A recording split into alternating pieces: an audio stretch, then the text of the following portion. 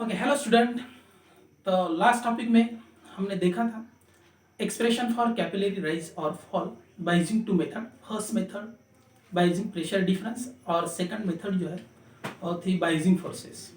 तो first method में हमने क्या किया था कि कैपिलरी ट्यूब लिक्विड में डिप की थी। जो लिक्विड पार्शियली वेट करता है तो लिक्विड की लेवल जो राइज होगी जिसकी हाइट एच कंसीडर की थी। तो वो जो लिक्विड कॉलम है जिसकी हाइट एच है तो उसने एक्सर्ट किए वाला जो प्रेशर है वो रहता है equals to pressure difference 2T upon R. तो प्रेशर डिफरेंस लिखा था हमने, that is a pressure difference. तो ये प्रेशर डिफरेंस इक्वल्स टू लिया था 2T अपॉन कैपिटल आर। यहाँ पे T is the surface tension और R जो है it is the radius of the concave meniscus थी। तो excess pressure due to the drop था ये वाला। तो एक्सेस प्रेशर इसको रिप्लेस करके हम लिख सकते हैं कि inside pressure minus outside pressure equals to 2T upon R. Okay, और जिस लिक्विड कॉलम की हाइट एच है उस पर एक्सर्ट होने वाला जो टोटल प्रेशर रहता है तो वो टोटल प्रेशर जो है तो टोटल प्रेशर लिखा था हमने P equals to that is the atmospheric pressure plus gauge pressure. Okay, तो ये h height of that liquid है, rho is the density of that liquid है और g is acceleration due to gravity. तो यहाँ से total pressure minus atmospheric pressure so equals to h rho g. तो ये भी प्रेशर डिफरेंस है, ये भी प्रेशर डिफरेंस है। अगर ये दो इक्वेशन हम इक्वेट करेंगे तो इसकी राइट हैंड साइड जो है तो इक्वेट होंगी। तो इसको लिख सकते हैं अपन h rho g equals to 2T upon R. और एक कैपिटल आर जो है रेडियस ऑफ द मेनिस्कस एक डायग्राम से हमने ली थी। तो बाय यूजिंग cos थीटा क्या मिला था, small R that is the radius of the capillary tube upon capital R. Therefore capital R जो है वो मिला था small R upon cos theta. तो यहाँ से ये आर की वैल्यू अगर यहाँ पे सब्स्टिट्यूट करेंगे तो ये इक्वेशन क्या हो जाएगा, h rho g equals to 2T divided by small r upon cos theta. इसके अगर रेसिप्रोकल लेंगे तो एक cos थीटा जाएगा न्यूमरेटर में और यहाँ पे अपन लिख सकते हैं ऐसा h rho g equals to 2T cos theta okay upon r। Again ये रो और जी यहाँ पे अगर शिफ्ट किए ट्रांसफर किए तो ये जाएंगे डिनोमिनेटर में और यहाँ पे h की जो वैल्यू है हाइट जो है वो हाइट मिलेंगी that is 2T cos theta upon r into rho into g. तो ये था expression for the capillary rise by using the pressure difference. अगर h की वैल्यू नेगेटिव मिलती है तो इसका मतलब है लिक्विड की जो लेवल है कैपिलरी ट्यूब में फॉल हो रही है। ओके, तो ये तो थी फर्स्ट मेथड। सेकेंड मेथड थी बाय यूजिंग फोर्सेस। ओके, तो at the point of contact in a capillary tube of the solid and liquid हमने कंसीडर किया था कि force due to surface tension Ft से डिनोट किया था। तो Ft क्या मिलता, तो force due to the surface tension that is surface tension equals to force per unit length. तो ये जो फोर्स है ये due to the surface tension है और इसको डिनोट किया था Ft से। तो जो लिक्विड मेनिस्कस है वो लिक्विड मेनिस्कस पे ये जो फोर्स है तो पर यूनिट लेंथ एक्ट हो रहा, लेकिन लेंथ ऑफ द मेनिस्कस रहती है equals to circumference of that tube और कैपिलरी ट्यूब इज सर्कुलर है तो हम सर्कल का सर्कमफरेंस कंसीडर करेंगे।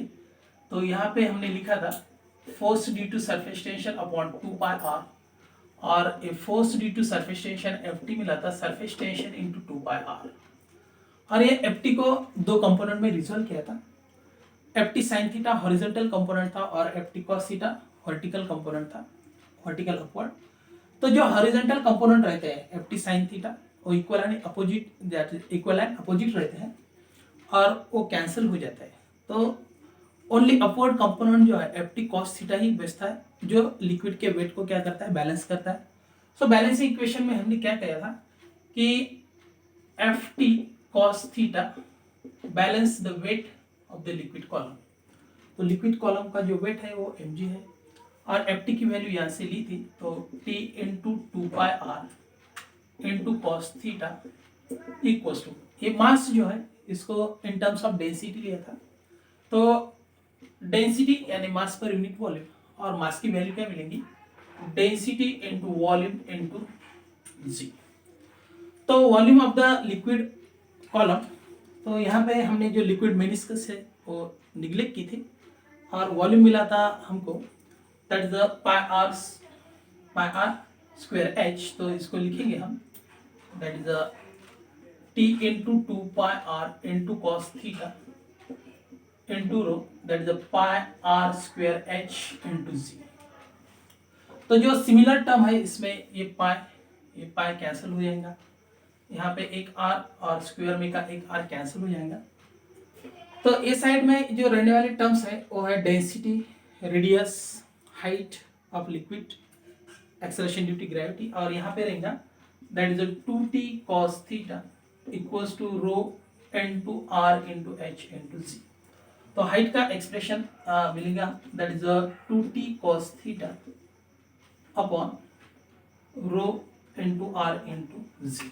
ओके, सो दोनों ही मेथड से हम ये expression for the capillary rise जो है वो फाइंड आउट कर सकते हैं। खाली ये जो प्रोसेस है ये हमारे ध्यान में होनी चाहिए। ओके, तो अगला जो पॉइंट है वो है fluids in a motion. Okay, तो इससे पहले मैकेनिकल प्रॉपर्टी ऑफ फ्लूइड्स में हमने हाइड्रोस्टैटिक्स की स्टडी की थी, और हाइड्रोस्टैटिक क्या थी, the hydrostatics is the branch of physics which deals with the study of property of fluid at rest, तो उसको हमने कहा था हाइड्रोस्टैटिक्स। तो फ्लूइड्स इन अ मोशन, तो उसमें जो फ्लूइड्स इन अ मोशन में जो फ्लूइड्स मोशन में रहते, जैसे कि the water flowing through the tap, नल से बहने वाला जो पानी है, और the cooking gas flowing through the tube, और the water of the river, okay, और water flowing through the river in a river, और water flowing through a canal. So ये सब जो एग्जांपल है ये है मूविंग फ्लूइड्स के।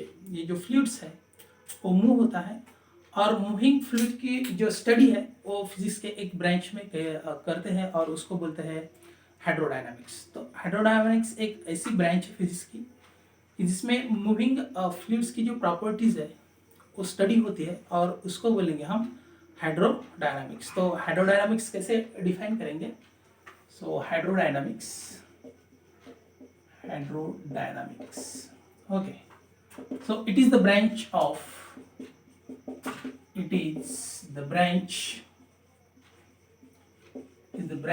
physics which deals with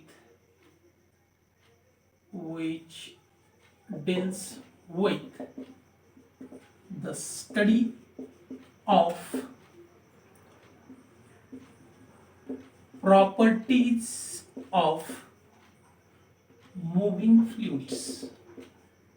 Moving fluids is called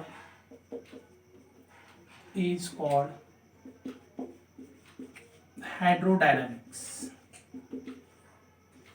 Okay, so hydrodynamics is the branch of physics which deals with the study of properties of moving fluids. It's called hydrodynamics. Okay, तो moving fluid के example हमने अभी देखे।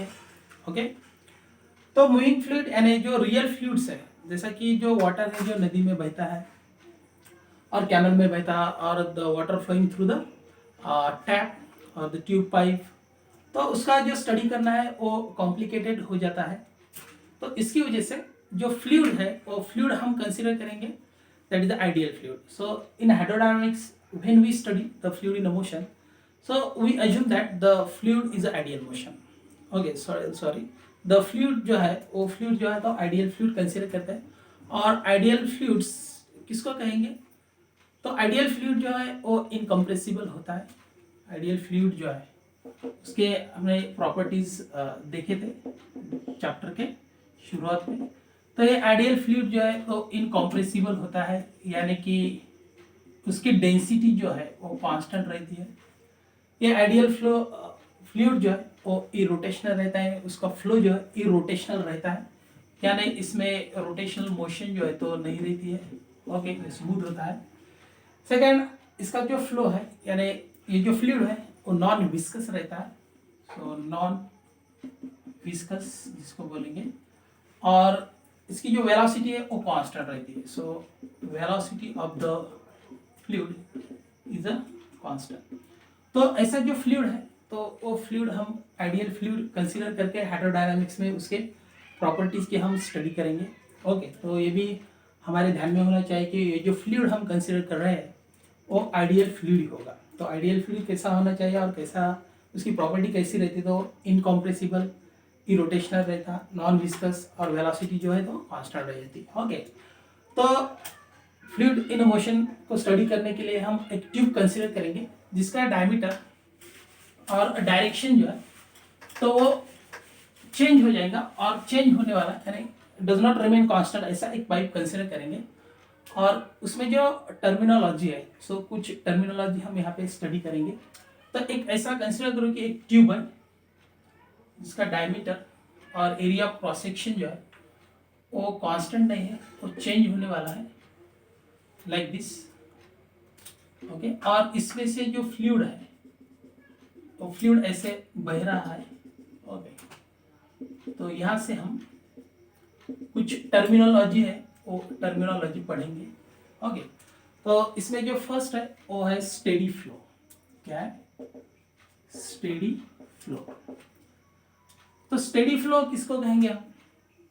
कि ऐसा flow जिसमें pressure और velocity at the given point constant रहती ओवर अ टाइम, यानी कि जो प्रेशर और वेलोसिटी है ये मेजरेबल क्वांटिटी है। तो ये जो मेजरेबल क्वांटिटी है like the pressure and velocity of the fluid at the given point, यानी फ्लूइड जो है तो बह रहा है ट्यूब से, ओके। और ये फ्लूइड में हम अगर ये पॉइंट कंसीडर करें, समझो यहाँ पे, और यहाँ पे अगर वेलोसिटी मेजर की तो उसकी वेलोसिटी कुछ तो भी मिलेगी, ओके। सो फॉर एग्जांपल ये वेलोसिटी जो है वो 5 मीटर पर सेकंड कंसीडर करेंगे हम।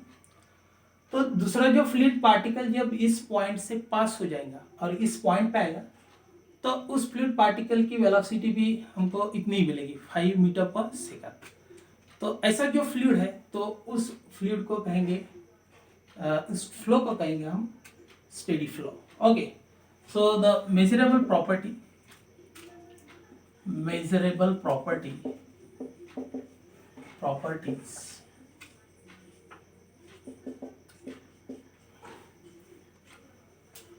so like pressure and velocity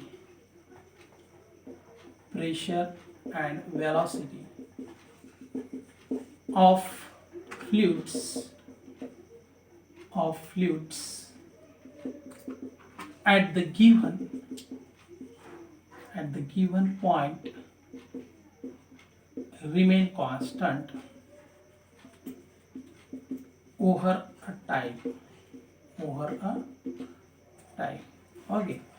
तो ऐसा जो फ्लो रहेगा जिसमें प्रेशर और velocity of the fluid at the given point constant रह जाती है तो उसको कहेंगे स्टेडी फ्लो, ओके। तो समझ में आया। सेकंड जो पॉइंट है वो है फ्लो लाइन। तो फ्लो लाइन यानी क्या कि फ्लो लाइन ये रहती है path of the particles of the fluids, okay. जो फ्लूइड के जो पार्टिकल्स है यानी मॉलिक्यूल हम कह सकते हैं, तो उसकी जो पाथ है मूविंग फ्लूइड में, ओके। और जब फ्लूइड मूव होता है उसमें जो पाथ रहती है पार्टिकल की तो उस पाथ को कहेंगे फ्लो लाइन। यानी ये जो डॉटेड लाइन है ये वाली, तो ये है फ्लो लाइन। इसको क्या कहेंगे हम? These are the path of the individual particle of the fluids, path of the individual particles of the fluid, तो उसको कहेंगे flow line. So it is the path of individual particles of moving fluids or the fluids in a motion is called flow line, is called flow line. Okay, so it is the path of individual particles of the moving fluids, or it is the path of individual particles in a moving fluid or fluid in a motion is called flow lines. Okay, तो ये जो है वो flow lines है, और along this path individual particles जो है वो मूव होते हैं. ओके, तो नेक्स्ट जो टर्म है वो है स्ट्रीम लाइन. नेक्स्ट टर्म जो है उसको कहेंगे और वो है स्ट्रीम लाइन. स्ट्रीम लाइन, तो स्ट्रीम लाइन क्या रहती है? तो stream line it is the curve, एक ऐसा कर्व रहता है whose tangent at any point in a moving fluid gives the direction of velocity of that flow, gives the or at that point. Okay, so consider करें कि ये pipe है और tube है जिसमें से ये जो फ्लूइड है वो मूव हो रहा है, और ये फ्लूइड पे हम ऐसे पॉइंट कंसिडर करेंगे, फ्लूइड के पार्टिकल्स 1 2 3. ओके, तो ये जो कर्व बनता है, ये कर्व को हम अगर टेंजेंट निकाले, इस पॉइंट पे अगर हम ऐसी टेंजेंट ड्रॉ करें, इस पॉइंट पे टेंजेंट ड्रॉ करें, इस पॉइंट पे टेंजेंट ड्रॉ करें. ओके, तो ये जो टेंजेंट है, ये tangent the velocity of direction of velocity of flow denote करती है.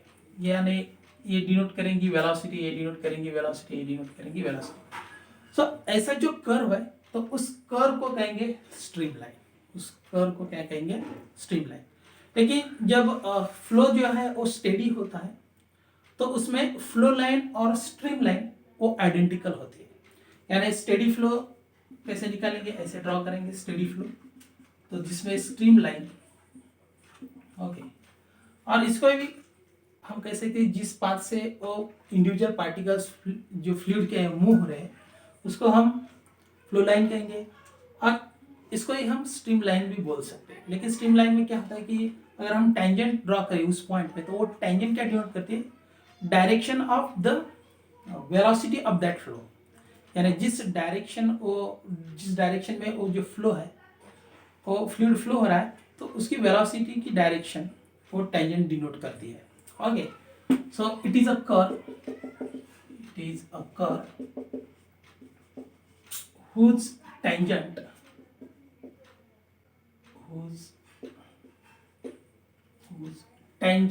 at any point in a moving fluid denotes or gives the direction of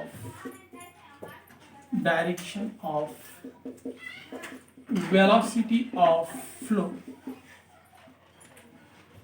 at that point. So it is a curve whose tangent at any point in a moving fluid gives the direction of velocity of flow at that point. यानी जिस direction में वो fluid flow हो रहा है उसकी जो velocity की डायरेक्शन है, तो ये टेंजेंट डिनोट करती है. तो ऐसा जो कर्व है वो कर्व को कहेंगे स्ट्रीम लाइन. लेकिन for steady flow, so steady flow के लिए क्या होता है? For a steady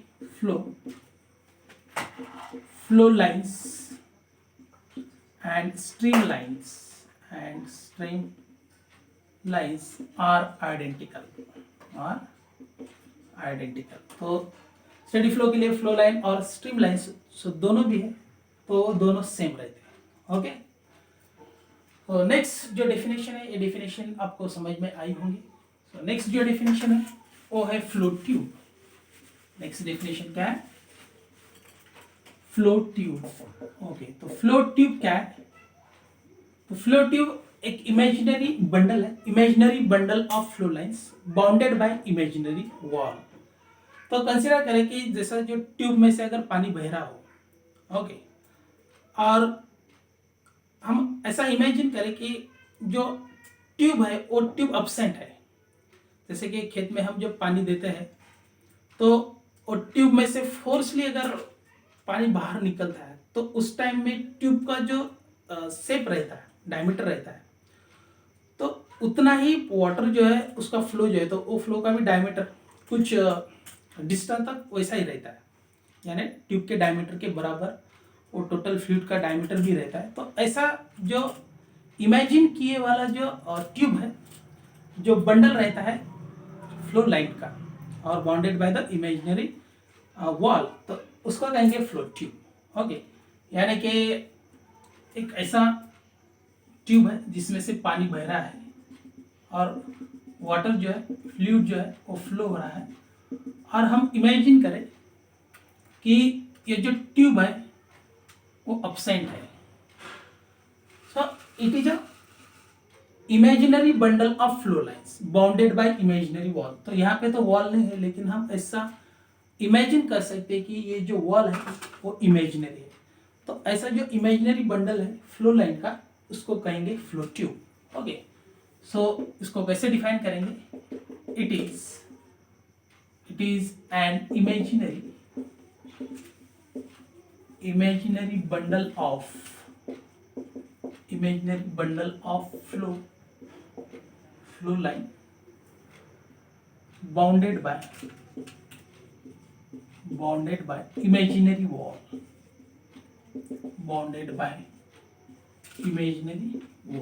okay. अगर फ्लो जो है वो स्टेडी है, तो स्टेडी फ्लो में क्या होता है?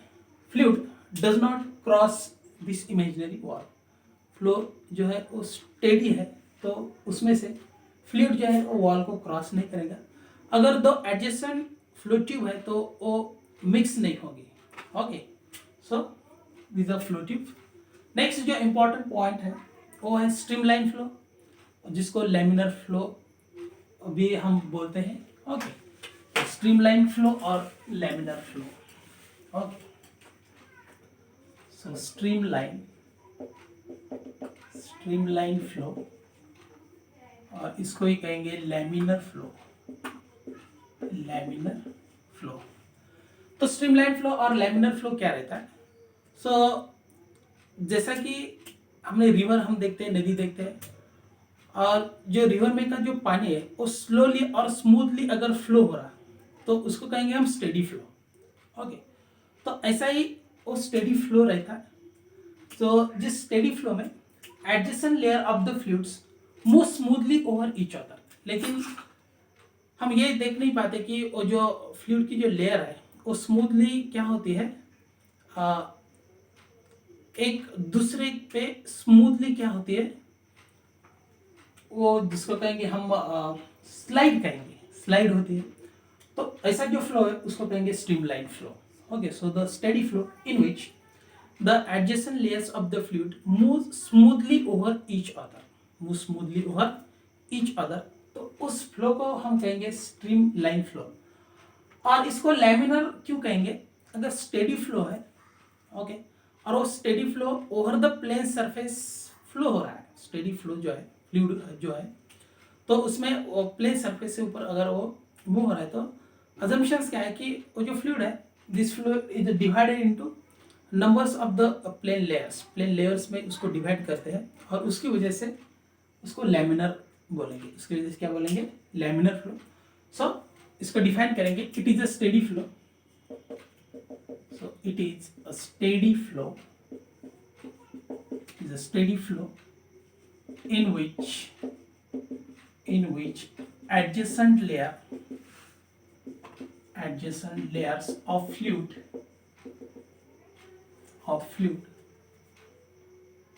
move smoothly over each other. Okay, so it's called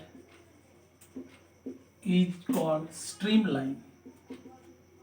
It's called streamline or laminar flow तो समझ में आया? जो स्टेडी फ्लो रहता जिसमें adjacent layers of the fluids क्या होते, move smoothly over each other, यानी एक दूसरे पे स्मूथली क्या होती रहती है, वो मूव होती रहती है, तो उसको कहेंगे streamline flow. So as a example the steady flow of river. Okay, जब रिवर स्टेडीली फ्लो होती है तो वो जो एग्जांपल है वो लैमिनर और स्ट्रीमलाइन फ्लो का होगा। इसमें से सेकंड पॉइंट जो है, तो सेकंड पॉइंट में हम क्या बोलेंगे कि in streamline flow over a plane surface, the fluids is assumed to be divided into number of plane layers or number of liquid layers. Okay, so in a streamlined flow,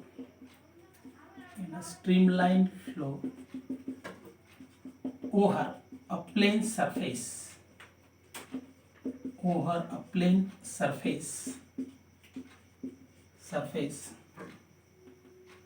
it is assumed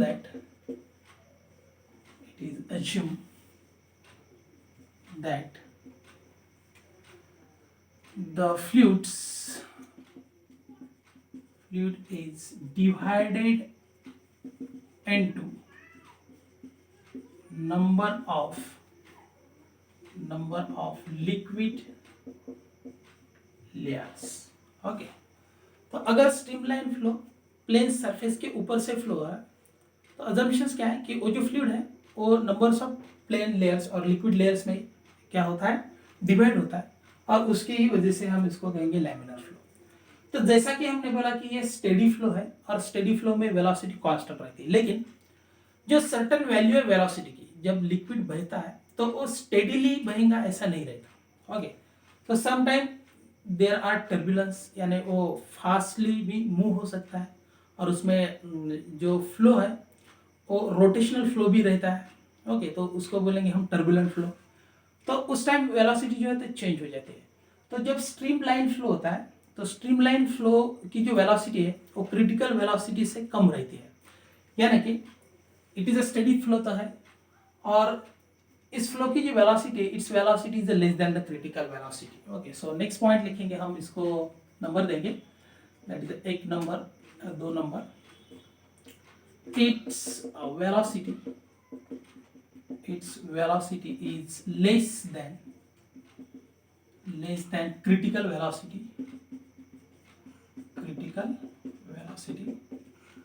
okay, अगर हम इसको steady flow कहेंगे तो velocity जो है तो given point पे constant रहती है। तो नेक्स्ट पॉइंट हम लिख सकते हैं कि इट्स वेलोसिटी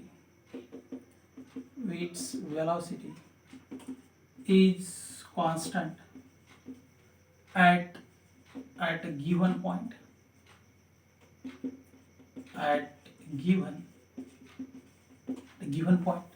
ओके। तो गिवन पॉइंट पे वेलोसिटी कांस्टेंट रहेंगी क्योंकि ये स्टेडी फ्लो है।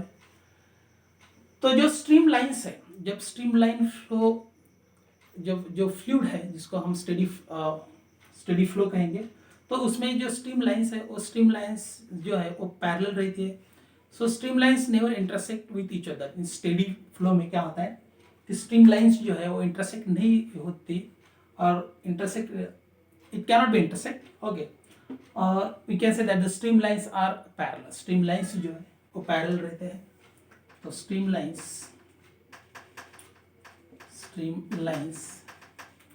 are parallel. So streamlines are never intersect with each other. अगर ये स्ट्रीमलाइन फ्लो जो है वो through a pipe of uniform area of cross section में से बहता होगा, तो उस टाइम क्या होता है कि all the stream lines are parallel to the axis of that tube. Okay, so जिस ट्यूब में से स्टेडी फ्लो जो है फ्लूइड का वो फ्लो हो रहा है, तो उस टाइम जो सभी स्ट्रीम लाइन्स जो है वो ट्यूब के एक्सिस को पैरेलल रहती है। ओके, तो 6 पॉइंट जो है, तो 6 पॉइंट में हम क्या लिखेंगे, तो ये तो समझ में आया होगा। तो 6 पॉइंट में हम लिखेंगे कि इन अ पाइप और in a tube of uniform cross sectional area,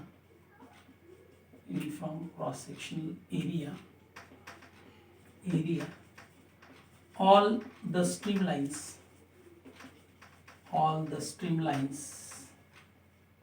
are parallel to the axis of tube। Okay, अगर ऐसा जो ट्यूब है जिसका area of cross section uniform है, तो उस ट्यूब में से जब ये फ्लो होगा स्ट्रीमलाइंस फ्लो, ओके, तो all the streamlines are parallel to the axis of the tube. Okay, और नेक्स्ट जो है वो एग्जांपल हम लिख सकते हैं कि steady flow of river. Okay, For example, that is a steady flow of river. Okay, तो all these are the characteristics, ये सभी जो है तो कैरेक्टरिस्टिक्स है जिसमें हमने स्ट्रीमलाइन डिफाइन किया. It is a steady flow in which adjacent layer of fluid move smoothly over each other. It's called streamline और लैमिनर फ्लो. इसको लैमिनर क्यों कहेंगे? क्योंकि streamline flow over a plane surface is assumed that the fluid is divided into number of liquid layers. Okay, streamline flow में क्या होता है कि वेलोसिटी जो है फ्लूइड की वो वेलोसिटी क्रिटिकल वेलोसिटी से कम रहती है. Its velocity is a constant at a given point. जैसा कि स्टेडी फ्लो है तो वेलोसिटी कांस्टेंट रहेंगी. Streamlines are parallel. Streamlines never intersect with each other in a streamline flow. Okay, so for a tube of a uniform area of cross section all the streamlines are parallel to the axis of tube. so as an example हम लिखेंगे steady flow of river. steady flow of river. तो जो next जो flow है turbulent flow, तो turbulent flow में भी ऐसे कैरेक्टरिस्टिक है जो नियरली अपोजिट है, अप्रोक्सीमेटली अपोजिट है स्ट्रीमलाइन फ्लो के. तो नेक्स्ट जो फ्लो है वो है turbulent flow. Okay,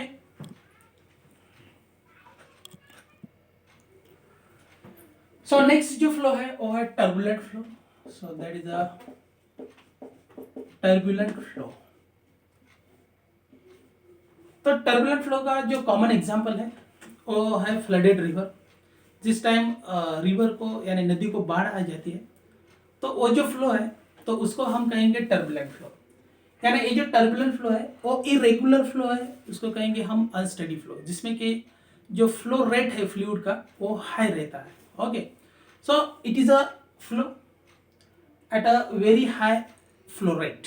okay, so due to which the flow is un unsteady. Flow जो है और फ्लूइड जो है वो कैसा रहता, अनस्टेडी रहता. And the fluid pattern changes continuously. Fluid patterns जो है वो कंटिन्यूसली क्या होता है, चेंज होते रहता है. तो शॉर्ट में हम ऐसा ही इसको डिफाइन कर सकते हैं कि इरेगुलर फ्लो और अनस्टेडी फ्लो जो है तो उसको कहेंगे टर्बुलेंट फ्लो. लेकिन डेफिनेशन के हिसाब से हम अगर कंसिडर करें तो it is a flow at a very high flow rate due to which the flow does not remain steady or the flow become unsteady. Okay, so it is a flow. So it is a flow at a very high flow rate so that flow become unsteady. Flow become unsteady and flow patterns changes. Flow pattern changes so continuously. Okay, तो flow का जो pattern है वो continuously क्या होते रहता, change होते रहता. ओके, तो उसको कहेंगे कंटिन्यूअसली. Okay, continuous.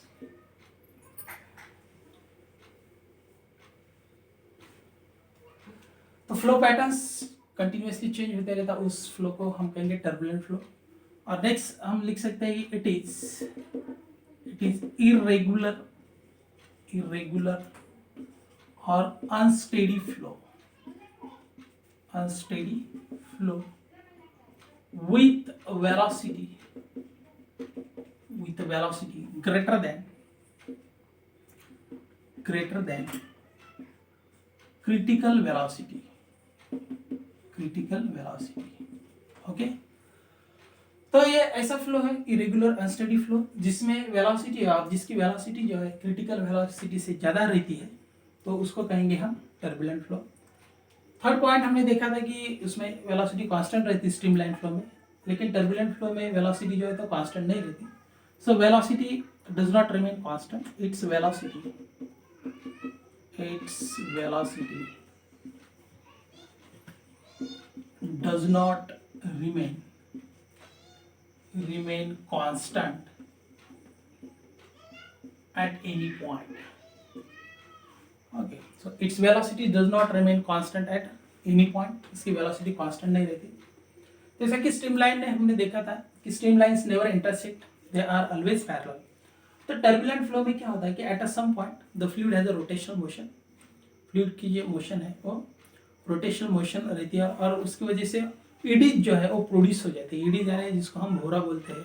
ओके, तो उसका कारण जो है तो at a some point in a fluid, fluid has a rotational motion. Okay, so in this flow,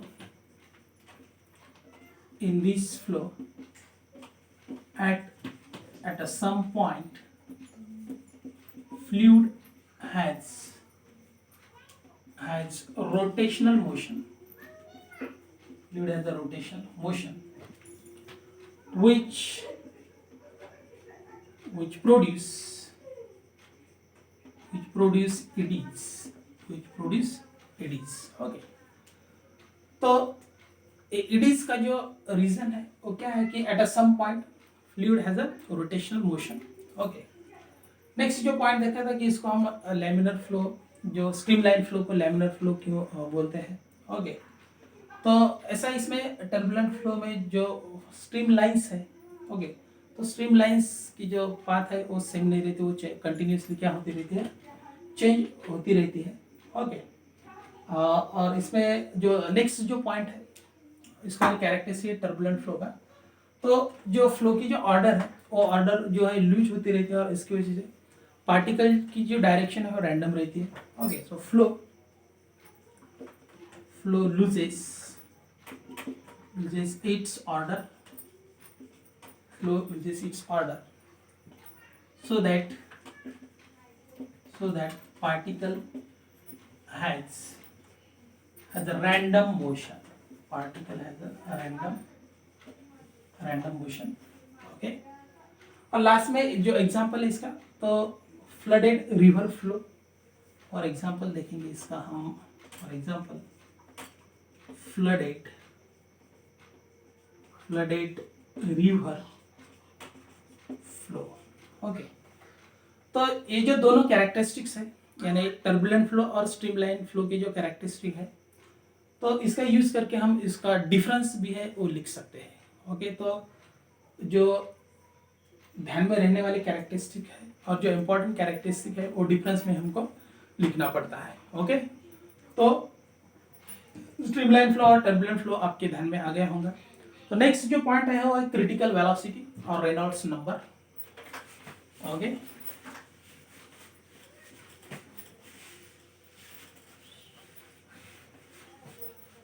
so critical velocity or the flow of the fluids, whether it is a streamline or turbulent, is depend or differentiated by using the velocity। जो fluid का जो flow है वो streamline है या turbulent है, और depend रहता है एक सर्टन वैल्यू ऑफ वेलोसिटी रहती है और जिसको कहते हैं क्रिटिकल वेलोसिटी। तो क्रिटिकल वेलोसिटी क्या रहती है कि ऐसी वेलोसिटी कि जिसके बियॉन्ड जो स्ट्रीमलाइन फ्लो है उसका कन्वर्शन टर्बुलेंट फ्लो में होता, और उसको कहेंगे हम क्रिटिकल वेलोसिटी। तो क्रिटिकल वेलोसिटी का जो कंसेप्ट है ये सबसे पहले प्रपोज किया था ऑसबॉर्न रेनॉल्ड्स नाम के साइंटिस्ट ने। तो according to Osborne Reynolds, okay, so the velocity beyond which the streamline flow become turbulent flow, उस वेलोसिटी को कहेंगे क्रिटिकल वेलोसिटी। तो क्रिटिकल वेलोसिटी डिफाइन करेंगे, सो क्रिटिकल वेलोसिटी इसको डिनोट करेंगे VC से, C for critical. Okay, so velocity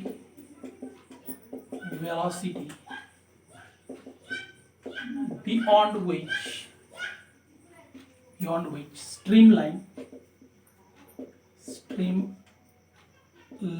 flow become turbulent flow। Okay, so velocity beyond which streamline flow become turbulent flow, that velocity is called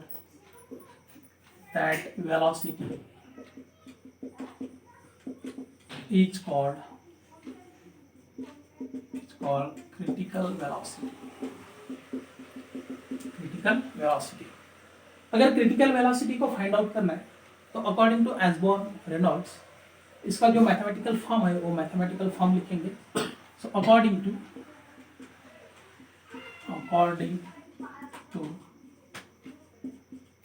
Osborne Reynolds, okay, critical velocity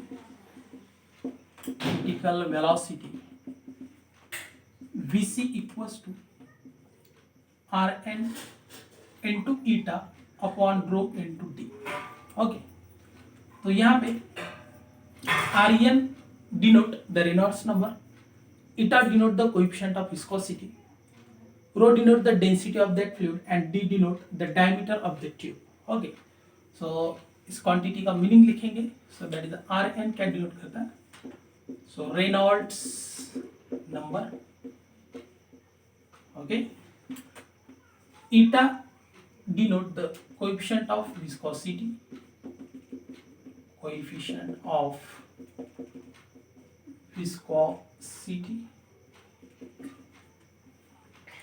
Next, rho denote density of fluid, d denote diameter of tube. जिस tube में से वो fluid flow है तो उसका जो diameter है वो डी से हम डिनोट करेंगे. और अगर इस फॉर्म को हम रीअरेंज करेंगे तो रेनॉल्ड्स नंबर भी हम इसका मैथमेटिकल फॉर्म भी लिख सकते हैं. तो यहाँ से हम ऐसा लिख सकते हैं Reynolds number Rn equals to, ये जो टर्म इधर मल्टीप्लिकेशन में जाएंगे तो critical velocity into density into diameter upon coefficient of viscosity. Okay, तो रेनॉल्ड्स नंबर जो है वो प्योर नंबर है और प्योर नंबर को यूनिट और डायमेंशन नहीं रहती है. Okay, so this give the mathematical form for the Reynolds number. इससे हम जो फ्लूइड है वो फ्लूइड के लिए रेनॉल्ड्स नंबर फाइंड आउट कर सकते हैं. तो Reynolds number is a pure number और उसको यूनिट और डायमेंशन नहीं रहता है. ओके, सो रेनॉल्ड्स नंबर